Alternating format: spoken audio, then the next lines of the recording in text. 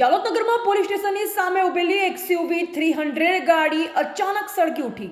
વસૈયા પરિવાર જાલોદથી ફતેપુરા લગ્ન પ્રસંગે જઈ રહ્યો હતો. આજરોજ તારીખ 20/2/2024 મંગળવારના રોજ આશરે બપોરના 1 થી 1:30 વાગ્યાના સમય દરમિયાન નગરના પોલીસ સ્ટેશનની સામે જ એક એક્સયુવી 300 ગાડી ટેકનિકલ કારણોને લઈ સળગી ગયેલ હતી. સદનસીબે ગાડીમાં બેસેલ કોઈ વ્યક્તિ સાથે કોઈ અણબનાવ બનેલ ન હતો.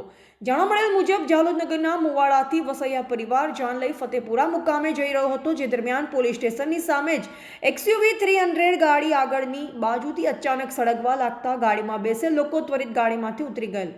તાત્કાલિક નગરપાલિકાનું ફાયર ફાઇટર ઘટના સ્થળે પહોંચી ગયું અને ગાડીમાં લાગેલ આગને કાબૂમાં લીધી. થોડા સમય માટે લાંબો ટ્રાફિક જામ પણ સર્જાયેલો હતો. ગાડીમાં લાગેલ આગ કાબૂમાં લેવાતા ટ્રાફિક રાબેતા મુજબ ચાલુ થઈ ગયેલ હતો. રિપોર્ટર અફઝલ ફકીરા, સંબંધ ભારત ન્યૂઝ, દાહોદ.